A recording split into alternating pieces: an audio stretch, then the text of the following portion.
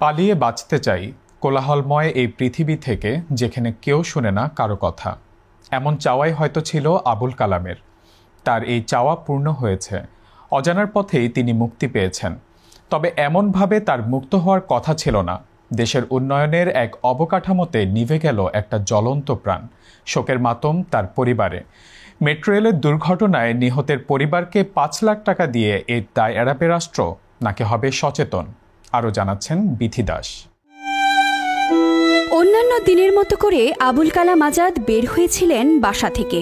তার স্ত্রী নাকি তাকে বিদায় দিতে চাননি।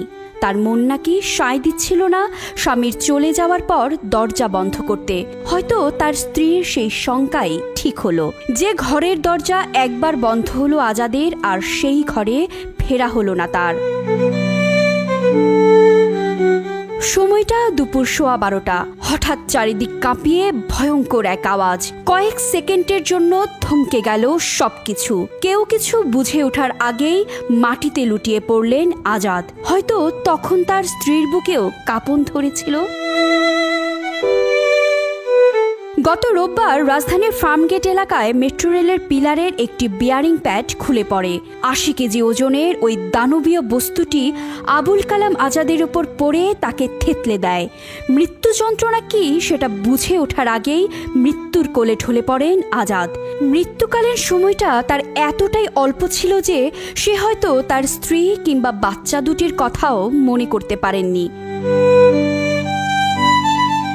প্রত্যক্ষদর্শীরা জানান, হঠাৎ করে ফার্মগেটের কৃষিবিদ ইনস্টিটিউটের সামনে মেট্রো রেলের ওপর থেকে ভারী বস্তুটি নিচে পড়ে মাথায় আঘাত হানে আবুল কালামের। স্থানীয়রা দ্রুত উদ্ধার করে হাসপাতালে নিয়ে গেলে চিকিৎসক তাকে মৃত ঘোষণা করেন। জানা যায়, আবুল কালাম আজাদ জগন্নাথ বিশ্ববিদ্যালয় থেকে পড়াশোনা শেষ করে ঢাকায় একটি ট্রাভেল এজেন্সি পরিচালনা করতেন। ব্যবসায়িক কাজে নিয়মিত ফার্মগেট এলাকায় যাতায়াত করতেন তিনি। ব্যক্তিগত কাজেও তিনি প্রায়ই ওই এলাকায় যেতেন। পারিবারিক সূত্রে জানা গেছে, ৪ ভাইয়ের মধ্যে ছোট আবুল কালাম। তিনি স্ত্রী ও 2 শিশু সন্তান নিয়ে নারায়ণগঞ্জের পাঠানতলী এলাকায় বসবাস করতেন। তার ছেলে আবদুল্লার বয়স 5 বছর এবং মেয়ে সুরাইয়া আক্তারের বয়স মাত্র 3 বছর। পরিবারের একমাত্র উপার্জনক্ষম ব্যক্তি ছিলেন তিনি। দুর্ঘটনার প্রায় 15 ঘন্টা আগে ফেসবুকে পোস্ট দেন কালাম। সেখানে তিনি লেখেন, ইচ্ছে তো অনেক, আপাতত যদি জীবন থেকে পালিয়ে যেতে পারতাম। এর ঠিক কয়েক ঘন্টা পরেই এলো সেই মর্মান্তিক দুর্ঘটনা। কে জানতো তার সেই স্ট্যাটাসের সেই শেষ ইচ্ছেটাই পূরণ করে দিবে বাংলাদেশ।